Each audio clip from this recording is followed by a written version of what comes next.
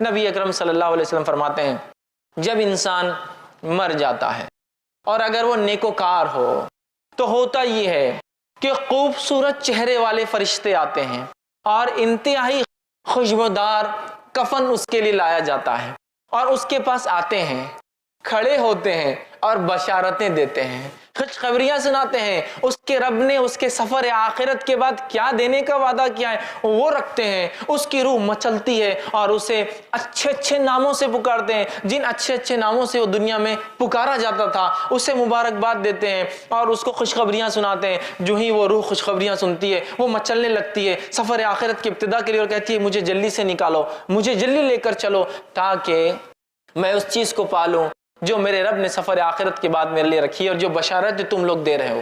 پھر فرشتے اس کو خوشبودار کفن میں کفناتے ہیں، اس کے بعد پہلے آسمان کی طرف لے کر چلتے ہیں۔ جب پہلے آسمان کی طرف لے کر چلتے ہیں تو پہلے آسمان کے فرشتوں کو اس روح کی جو نیک تھی جس کا سفر آخرت شروع ہوا ہے خوشبو آ جاتی ہے، اور ان کو پہلے سے پتہ چل جاتا ہے جب وہ آتی ہے روح فرشتے لے کر آتے ہیں تو پہلے آسمان کے فرشتے دروازے کھولتے ہیں، آسمان کے استقبال کرتے ہیں اور کہتے ہیں کہ مبارک ہو تم کو، اللہ نے تمہارے لیے انعامات لکھے رکھے، آؤ ایسی روح جس نے نیک اعمال کیے، اور اس نیک انسان کی روح کو وہ قبول کرتے ہیں، ایکسیپٹ کرتے ہیں، خوش آمدید کہتے ہیں اور اس کو بشارتیں دیتے ہیں، اور وہ روح اس آسمان سے لے کر پہلے آسمان تک پہنچی ہے، کھولے گئے دروازے دوسرے آسمان کی طرف جاتی ہے، اور ہر مرحلے میں ہر آسمان میں یہی بشارتیں دی جاتی ہے اور وہ خوش ہوتی ہے، اور 7ویں آسمان تک اس کی روح لے جائی جاتی ہے، 7ویں آسمان تک اس کی روح لے جائی جاتی ہے۔ پھر اللہ تعالیٰ حکم دیتا ہے اسے واپس اسی جگہ ڈال دو، اس لیے کہ میں اسے دوبارہ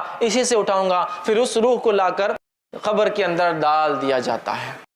وہ نیک انسان جب قبر میں ڈال دیا جاتا ہے تو ڈالنے کے بعد وہ نیک انسان جو قبر میں بیٹھ جاتا ہے، یاد رکھیے، اور اس کے بعد وہ مرحلہ شروع ہوتا ہے جو بہت سخت مرحلہ ہے، وہ ہے سوال اور جواب کا مرحلہ۔ منکر اور نکیر 2 فرشتے داخل ہوتے ہیں۔ بہت اندازہ لگائیے، مٹی کا گھروندہ ہے قبر، نہ کوئی دیا ہے، نہ کوئی لائٹ ہے، نہ کوئی ایسے ٹمٹما چھوٹی سی روشنی بھی موجود نہیں ہے، اور اس کیفیت میں اس مٹی کے نیچے انسان دبا ہوا ہے۔ دنیا میں چھوٹے موٹے کیڑے مکوڑوں سے لوگ ڈرتے ہیں، اندازہ لگائیے اگر اعمال صحیح نہ کیے تو پھر ڈھیروں من مٹی نیچے دبنا ہے، کوئی ساتھی نہیں، کوئی لائٹ نہیں، کوئی مددگار نہیں، اور اتنی خوف زدہ خوفناک منکر اور نکیر جو قبر مٹی کو پھاڑتے ہوئے آئے۔ اندازہ لگائیے دنیا میں کوئی انسان غصے میں آ جائے تو ہم ڈر جاتے ہیں، وہ پھاڑتے ہوئے آئیں گے اور بجلی جیسی آواز ہوں گی، لیکن نیک انسان آ کر اسے اٹھائیں گے اور اٹھانے کے بعد اس سے 3 سوال کریں گے، اور پہلا سوال کیا جائے گا، من ربکا،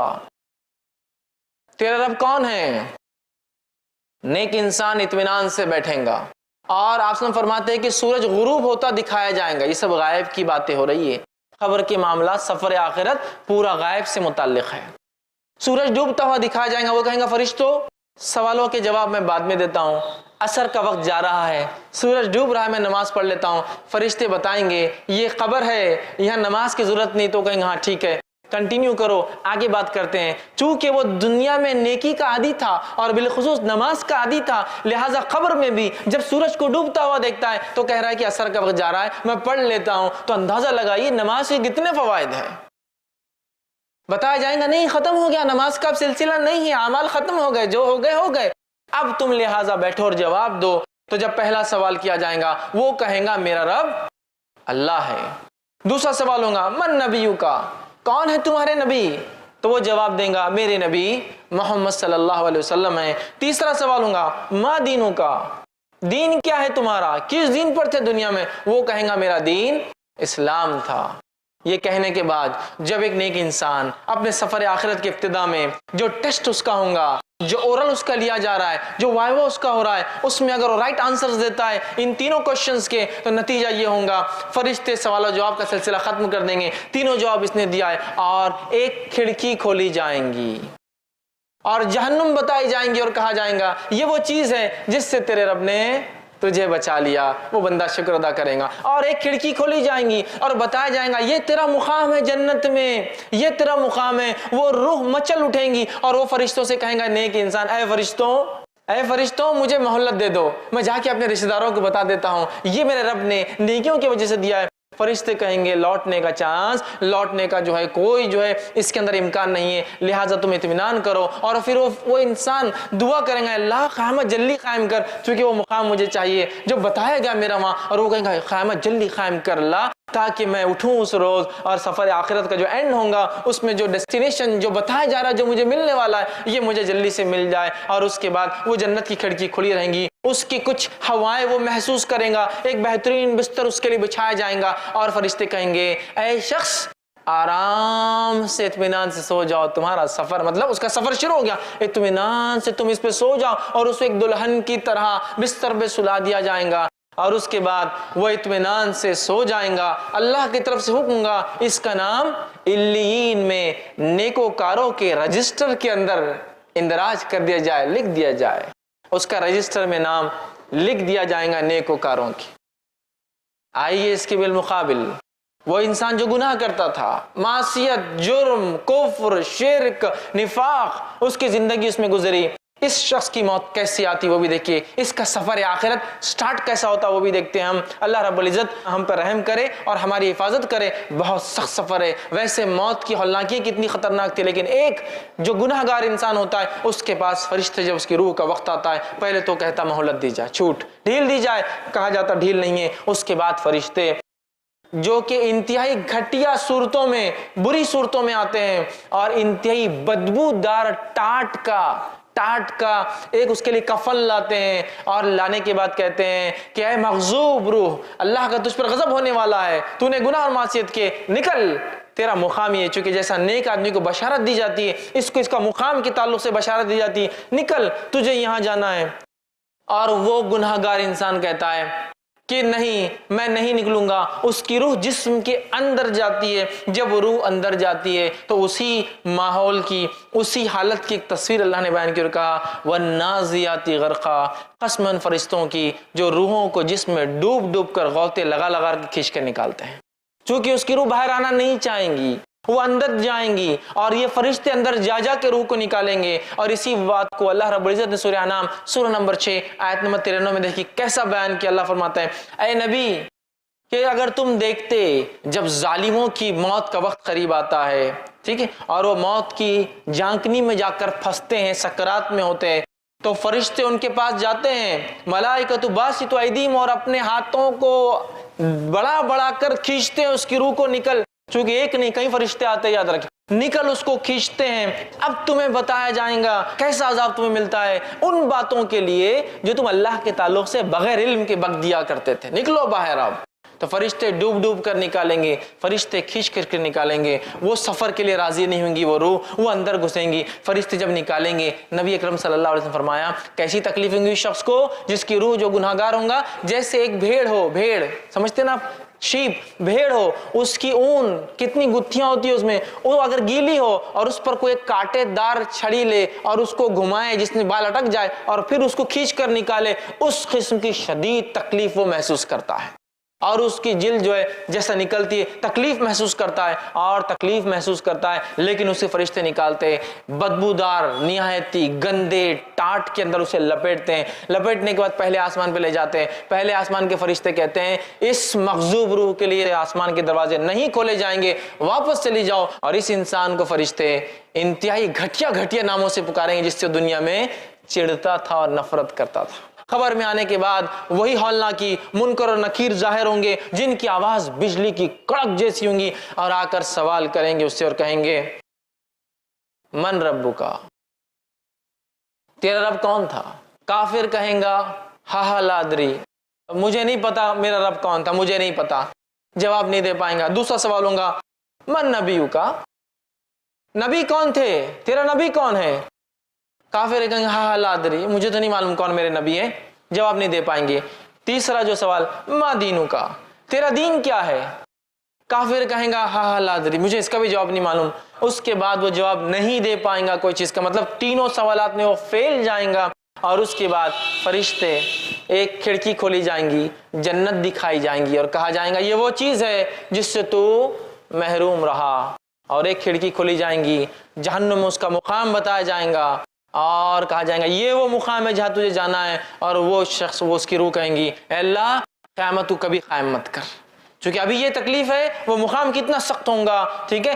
قیامت قائم نہ کر اور ایک آنکھ کا بستر اس کے لیے لایا جائے گا، آنکھ کا لباس، فائر کا اس کے لیے ایک بستر، آنکھ کا لباس لایا جائے گا اور وہ لباس اس کو پہنا دیا جائے گا. اسے اب آنکھ کے بستر پہ سونا ہے، آنکھ کا لباس پہننا ہے. جب اسے لٹایا جائے گا، ایک انتہائی بدصورت قسم کا انسان اس کی خبر میں آئے گا. وہ کہیں گا تم کون ہو؟ وہ کہیں گا میں تیرے اعمال ہوں جو تو دنیا میں کیا کرتا تھا. اللہ کی طرف سے حکم گا، اس کا نام سجین میں، اس کا نام رجسٹر میں اندراج کر لو، رجسٹر میں لکھ لو. سجین میں ان لوگوں کے رجسٹر میں جو گناہگاروں کا رجسٹر ہے، جو قید خانہ ہے، جو جیل ہے، اس میں اس کا نام لکھ دو. اس کا نام رجسٹر کر لیا جائے گا اس معاملے میں، اور وہ قیامت تک تکلیف کے اندر لیٹنے والا ہے. ان مرحلوں پہ تھوڑا غور کیجیے، کیسا عجیب سفر ہے، کیسی خطرناک ابتدا ہے، اور ہماری اس کے لیے کیا تیاری ہے. یہ سوچنا سب سے امپورٹنٹ پوائنٹ ہے، سب سے اہم معاملہ ہے. یہ نقطہ سب سے اہم ہے. آج دنیا کی زندگی میں ہم اتنے غرق ہیں کہ ہمیں کچھ نہیں سمجھ میں آتا سوائے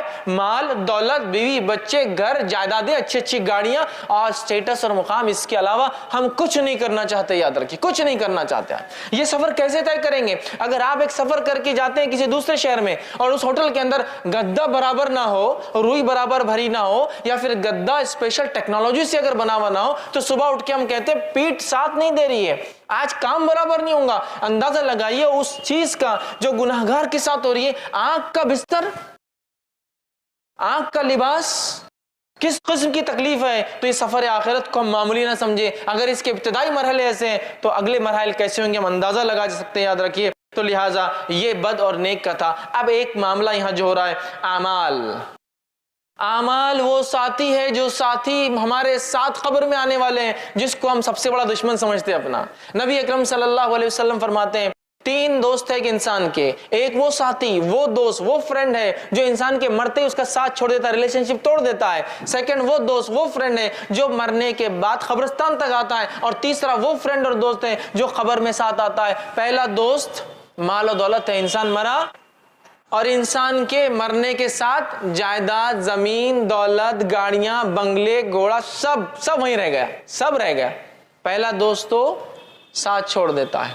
اگلا مرحلہ نیکسٹ فرینڈ کو دیکھتے ہیں. دوسرا دوست آپ صلی اللہ علیہ وسلم فرماتے وہ ہے جو قبرستان تک ساتھ آتا ہے. یہ کون ہے معلوم؟ یہ دوست، رشتہ دار، ساتھی، وہ لوگ جو غم مناتے، جو روتے ہیں آپ کے اوپر، جو آپ کی جانیں جن کو تکلیف ہوئی ہے وہ ہے. لیکن وہ بھی قبر تک آتے ہیں، اور قبر میں آنے کے بعد کیا ہوتا ہے؟ وہاں آتے، دفناتے اور چلے جاتے ہیں، ہے نا. تو مال، دوسرا دوست، رشتہ دار، لیکن وہ بھی کچھ ساتھ نہیں تھے. تیسرا فرماتے دوست انسان کا اعمال ہے جو قبر میں ساتھ آ رہے ہیں. آگے حدیث کے اندر بات، قبر میں آنے والے اچھے برے اعمال. لیکن کتنی افسوس کی بات ہے، 3 دوستوں میں سے میرا سب سے پکا دوست کون ہے اب طے کر لے.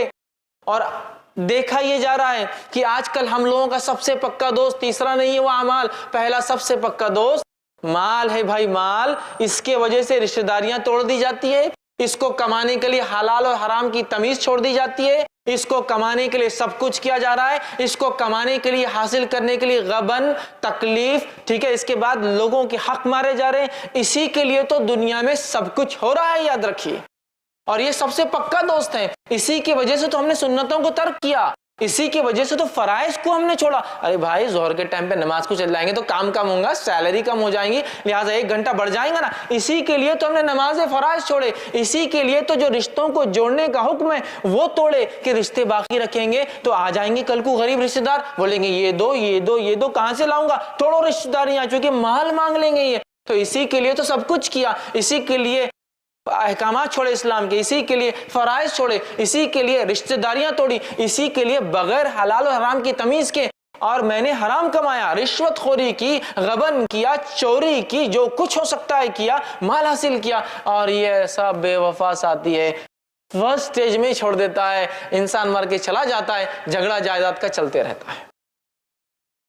اس کو سب سے پکا ساتھی بنا لیا ہم نے، جبکہ سب سے کچا ہے، یہ سب سے زیادہ بے وفا دوست ہے یہ. دوسرا دوست رشتہ دار، کہاں تک آتے ہیں؟ یہ بھی قبر تک. یہ وہی رشتہ دار ہے نا جن کے لیے آپ نے شریعت کو بالائے طاق رکھا. بھائی شادی ایسی کرو، ایسی شادی تھوڑی ہوتی سماج میں، بڑے کیا کہیں گے ہمارے، یہ وہی رشتہ دار ہے نا جن کی وجہ سے سنتوں کو چھوڑا، یہ وہی رشتہ دار ہے نا جن کی وجہ سے ہم نے دین اور اسلام کو چھوڑا۔ ارے بھائی پورے خاندان میں کوئی عمل نہیں کرتا، میں کیسے کروں گا؟ نام دکھانا ہے سماج میں، آگے بڑھنا ہے، بچوں کی شادیاں وغیرہ ہونا ہے، لہٰذا میں یہ قرآن حدیث اور سنت کی بات نہیں کر سکتا یہاں۔ تو یہ رشتہ جن کے لیے آپ نے اسلام کو چھوڑا، یہ رشتہ دار ہے جس کے لیے آپ نے سب کچھ کیا، اسلام اور شریعت کو بالائے طاق رکھا، سنتوں کی اہمیت کو ہم نے وہ کیا۔ میں میرا بیٹا ہے اس کے لیے کیسا ہوں گا، یہ کر لیا، میری بیٹی ہے، رشتہ داروں کے لیے یہ اتنے بے وفا ہے، بس قبرستان تک آئیں گے، 2 آنسو بہائیں گے، بیوی ہو تو 4 مہینے 10 دن غم کریں گے، اس کے بعد سب کچھ دنیا کا چلنے لگے گا، کوئی ساتھ نہیں آ رہا مال، کوئی ساتھ نہیں آ رہا خبر میں، ایک بھی رشتہ دار جس کے لیے یہ 2 فرینڈز کے لیے سب کچھ کیا، یہ سب سے بے وفا ہے۔ تیسرا جو دوست ہے جس سے سب سے کم اور ہلکی دوستی اور فرینڈشپ ہے میری اور آپ کی آج، وہ ہے اعمال۔ یہ زندگی میں بھی ساتھ ہے، یہ قبر میں بھی ساتھ ہے، یہ مقام محشر میں ترازو میں بھی تولا جائیں گا، اور انشاءاللہ اللہ کے فضل اور رحم کے بعد یہ وجہ بنے گا جنت میں جانے کی۔ اعمال، اعمال، لیکن اعمال بعد میں، پہلے مال، پھر رشتہ دار کیا بولیں گے، یہی معاملہ ہے نا۔ دیکھیے کوئی کام کرنا ہے، نہیں بھائی اس سے پہلے تو دیکھ لو بزنس پہ کیا فرق آتا، دوسرا رشتہ دار کیا بولیں گے، ارے نہیں تو سنت ہے، رشتہ دار کیا بولیں گے، بھائی سماج میں رہنا ہے نا۔ اس کے بعد اعمال کا سوچا جائیں گا۔ تو یہ دوست، یہ اعمال جس کو ہم نے سب سے کمزور دوست بنا لیا، اس سے وہ مضبوط دوستی اور رشتہ نہیں رکھا، یہی وہ عمل ہے جو ہر جگہ آنے والا ہے، خبر میں بھی آئیں گا، خبر میں بھی آئیں گا۔ ایک تو مسئلہ حل ہوا۔ دوسرا، سوالات تو کتنے آسان دکھتے ہیں نا، من ربو کا، ربی اللہ، میرا رب اللہ ہے، کتنا آسان جواب ہے۔ من نبیو کا، میرا نبی کون ہے، کتنا آسان جواب، کس کو نہیں پتا کہ نبی محمد صلی اللہ علیہ وسلم ہے ہمارے، آسان۔ ما دینوں کا، دین کیا تھا تیرا، کتنا آسان ہے، دین اسلام، 3 سوال اور 3 الفاظ میں جواب ہے اس کے، اللہ، محمد صلی اللہ علیہ وسلم اور اسلام، میں تو یوں ہی دے دوں گا۔ میرے بھائیوں اس بات کو غور سے ہم سنیں اور سمجھے، ان 3 سوالات کا جواب وہی آدمی دے سکتا ہے جس کی زندگی ان تینوں کے مطابق گزری ہو، یاد رکھیے۔ ان 3 سوالات، جس نے اللہ کو واقع میں رب مانا، اس کے ساتھ کبھی شرک نہیں کیا، اس کی توحید پر زندگی گزاری، اس کے احکام کو سنا، اس کے حرام کو حرام جانا، اس کے حلال کو حلال جانا، اس کی اطاعت، اس کی شریعت کی اطاعت کی، اس کی فرمانبرداری میں زندگی گزار دی، اس کی محبت کے لیے دنیا میں سب کچھ کیا، تو وہ کہہ سکیں گا میرا رب اللہ ہے۔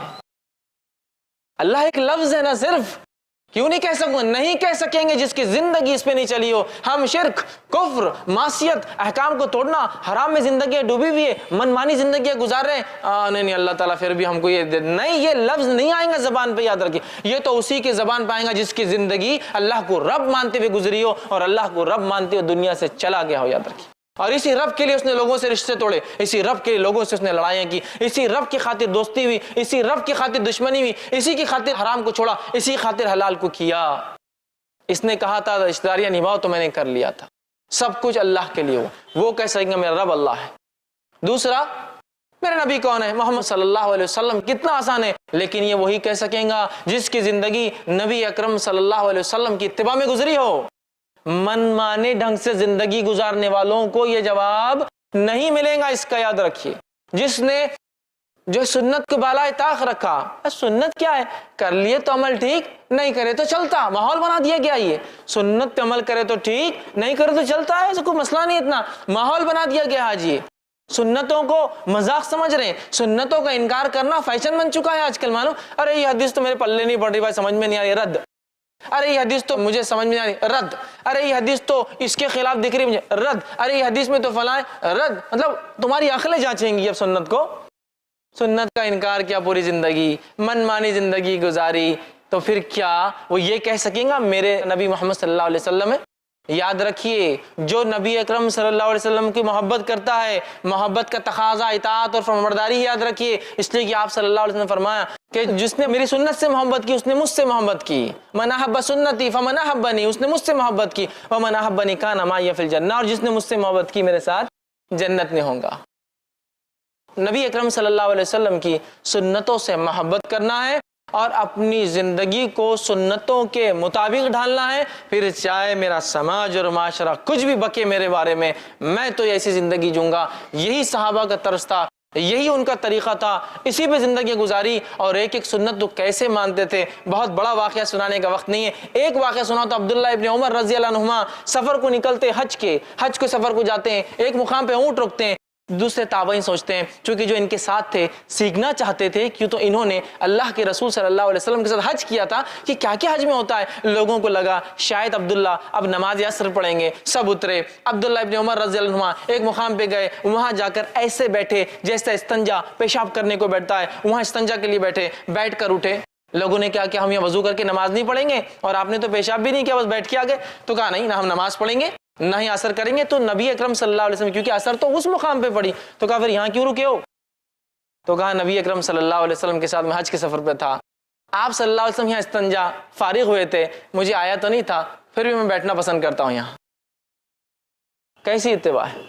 یہ ہے محبت، یہ ہے اطاعت کہ نہیں سمجھ میں آ رہا ہم کو کیوں نبی نے کیا، بس کیا ہم کر رہے ہیں اس کو، یہ محبت ہے۔ یہ تھا ان کا عمل، سنتوں سے یہ محبت تھی۔ یاد رکھیے آج ہمارا کیا ہے، سنت تو ہے نا، چلتا ہے، سنت تو ہے نا، دیکھا جائیں گا، ارے بھائی سنت ہی ہے نا، فرض تھوڑی ہے۔ یہ حال ہم نے بنا دیا ہے۔ تو کیا ایسا شخص یہ کہہ سکے کہ ہاں میرے نبی محمد؟ نہیں کہہ سکیں گا۔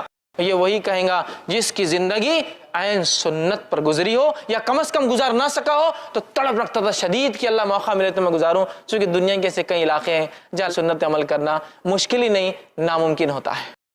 تڑپ رکھا تھا اس نے کم از کم۔ یہ تیسرا سوال کتنا آسان، ما دینوں کا، تیرا دین کیا ہے؟ میرا دین اسلام ہے۔ کس کو نہیں پتا؟ کس کو نہیں پتا مجمع میں سے؟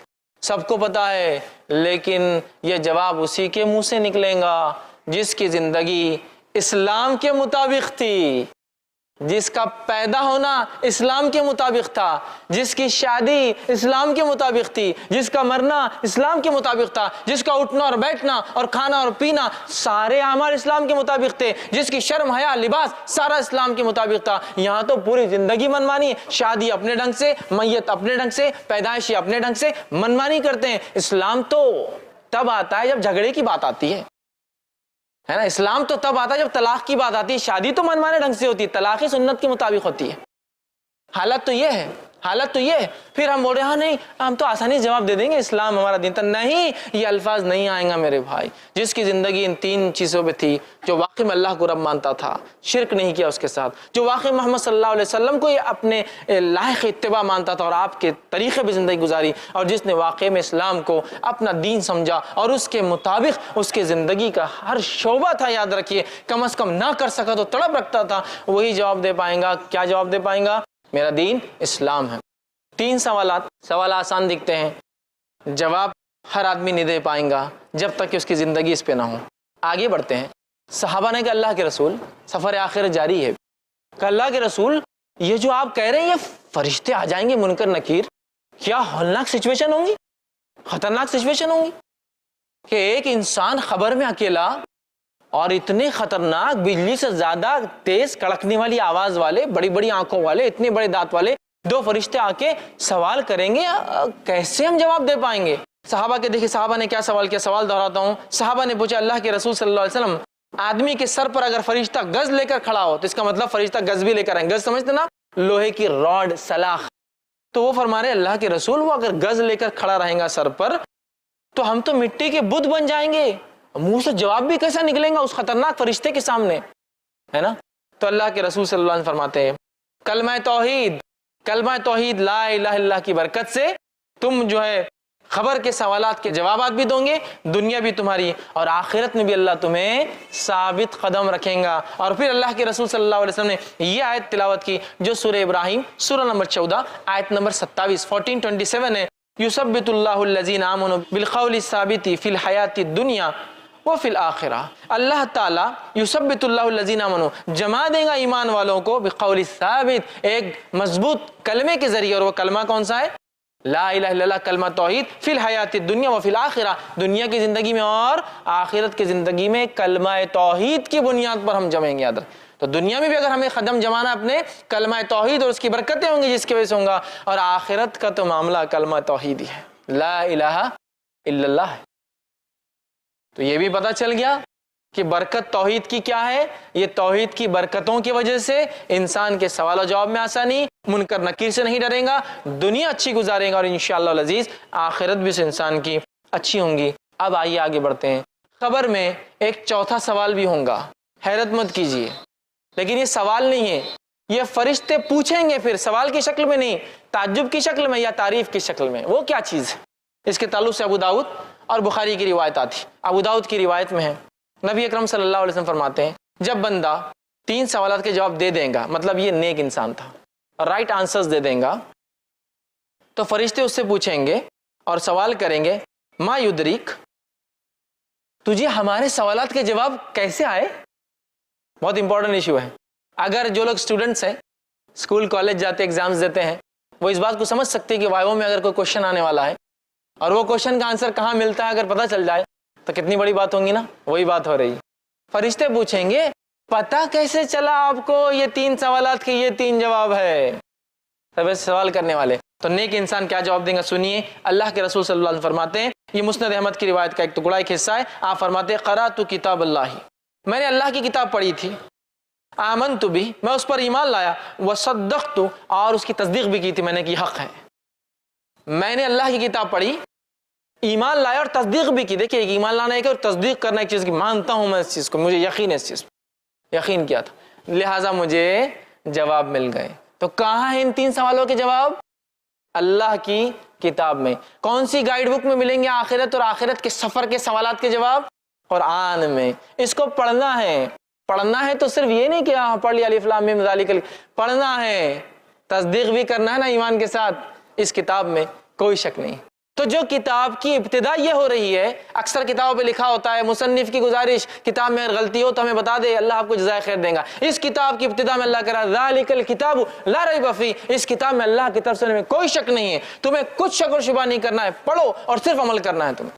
ایسی کتاب اتنے پیارے انداز سے شروع ہوتی ہے۔ اس آیت کو اگر سمجھنا ہے نا تو کبھی اہل کتاب کی زندگیوں کو دیکھے تو بہت تسلی ہوتی، کیا کتاب ہے۔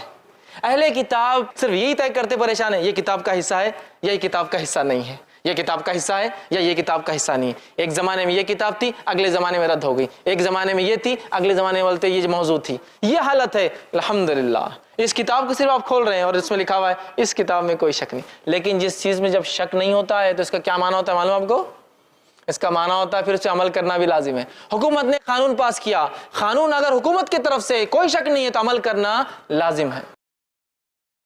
ذالک الکتاب لا، قرآن پڑھنا ہے اس کو۔ دیکھیے شروعاتی ہو رہا تو اتنی بہترین بات سے، تو آگے کیا کیا ہوں گے اسباق پتہ نہیں ہے نا، مطلب پڑھتے جائیں گے خزانے پہ خزانے۔ تو کہا میں نے قرآن پڑھا تھا۔ کوشچنز 3 آنسر گائیڈ بک بتا دی گئی کیا ہے۔ اب دوسرا آدمی جو جواب نہیں دے پائیں گا، فرشتے پوچھیں گے کیوں جواب نہیں دے پایا، اور کوئی اچھی بات تو نہیں کریں گے اس سے، کیوں جواب نہیں دے پائے؟ تو وہ کہیں گا لا دریتا ولا تلیتا، مطلب کیوں جواب نہیں دے پائیں؟ تو وہ کہیں گا نہ میں نے قرآن پڑھا نہ سمجھا۔ تو فرشتے کہیں گے تو نے نہ جانا نہ تو نے پڑھا۔ اور ایک فرشتہ، ایک روایت کے مطابق گز لیا ہوا فرشتہ، اور ایک روایت کے مطابق جو صحیح بخاری کی ہے 2 ہتھوڑے لیا ہوا فرشتہ ہوگا، ہتھوڑے، ٹھیک ہے، گز نہیں ہتھوڑے، ہتھوڑے سمجھتے ہیں نا آپ، ہتھوڑا جو ہوتا ہے پتھر توڑنے میں جو استعمال، وہ 2 ہتھوڑے لیں گا، اور جب پوچھیں گا تو نے نہ پڑھا نہ سمجھا، دونوں ہتھوڑوں کو لے کے اس زور سے دونوں کن پٹیوں پہ ماریں گا تو روایت کے انداز تھا وہ ایسا چیخیں گا، وہ مردہ اتنے زور سے چلائیں گا کہ زمین و آسمان کی ہر مخلوق سنیں گی اس کی آواز سوائے جن اور انس کو چھوڑ کر، اور اس کا سر ذرات میں تبدیل ہو جائیں گا، اور یہی عذاب اس کو قیامت تک دوبارہ اٹھنے تک ملنے والا ہے۔ آنکھ کا بستر، آنکھ کا لباس، ہتھوڑوں کا عذاب۔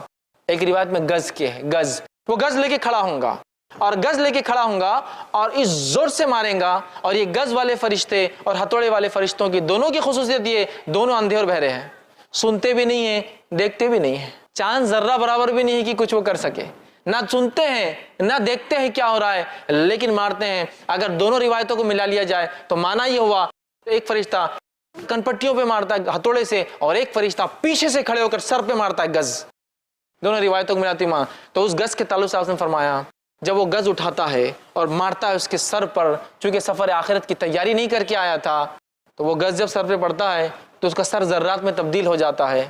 اور آپ صلی اللہ علیہ وسلم نے فرمایا کیا تم جانتے ہو یہ گز کے بارے میں کیسی گز ہے؟ وہ جو لوہے کی سلاخ ہے، صحابہ نے کہا آپ بتائیے کیسی ہے؟